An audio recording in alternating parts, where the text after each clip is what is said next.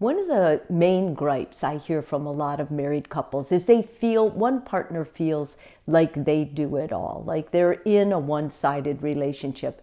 And although that does happen in marriage more likely, when you've been together for a long time and you know you're going to be committed and stay together forever, during different seasons of, if you have children, during different seasons of their lives and different seasons of your life with your job, with your work status, there's going to be times that you do less than your partner, and then other times where your partner is doing less than you. And that's how we kind of work out the balance. And finding that balance is ideal for couples when they're married, especially when they're in a stressful season of their life. But being in a one-sided relationship when you're dating is a red warning flag. It means that something is really wrong in the relationship. The power is off. And although that's more common, if you will, in a marriage or a long-term committed relationship, when you're dating, you should not see that, nor should you feel the effects of a one-sided relationship. I'm usually very clear with individuals when they come in and they tell me what's going on in their dating life, and they say, I feel like I'm doing it all, or I'm in a one-sided relationship. We go through these points that I'm going to go through with you today. And I always tell people, individuals that are in a one-sided relationship when they're dating, that what's most important is you don't settle into it. You don't make it a routine. It happens a lot when people cohabitate and then one of the partners really wants to get married and the other one just hasn't gotten around to it yet. The one who really wants to get married will oftentimes settle for being in a one-sided relationship. And then guess what happens? If and when they do get married, it becomes a marriage of that. And in married life, you cannot tolerate that. There's no way it'll work. So if you can't tolerate it in marriage and you're thinking this person is someone you might want to be with for a long time, don't tolerate it in your dating life either.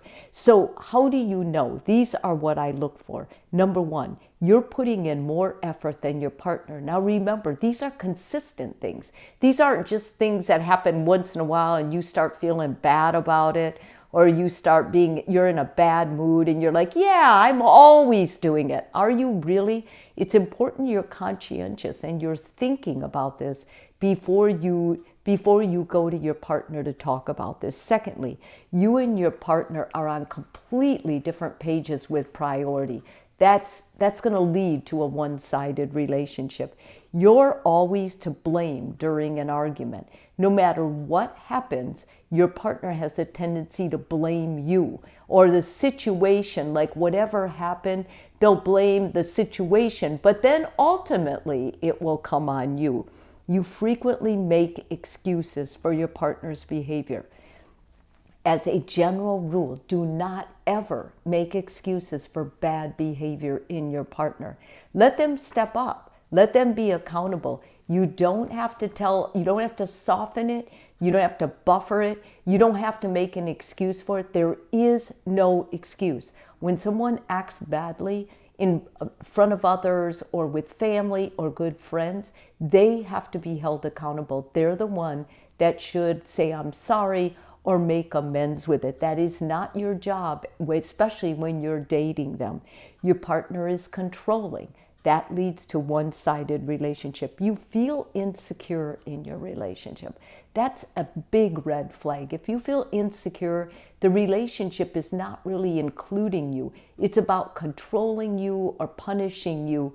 That's a sign of a one-sided relationship, and it's your partner's side, not your side. Your goals and dreams are always second to your partner. If you feel any of these things in your relationship, it's possible that you are in a one-sided relationship. And these usually fail, but they won't fail if you settle. If you settle in and go along with it, individuals that treat someone like that, like the control. They like being able to have this person at their beck and call. They like having all the power in the relationship. And before long, you'll be not only in a one-sided relationship, you'll basically be living together, but in separate rooms, in separate thoughts, and in separate hearts. My best advice is, if you recognize this, go to your partner and tell them, hey, listen, I've really been doing some soul searching, and I think what's happening is I'm in a one-sided relationship. The relationship is really all about you, and there's no space for me in this relationship. Anybody who's committed to you, who really loves you, should hear that and right away go, whoa, and step back and say, oh my God, I'm so sorry.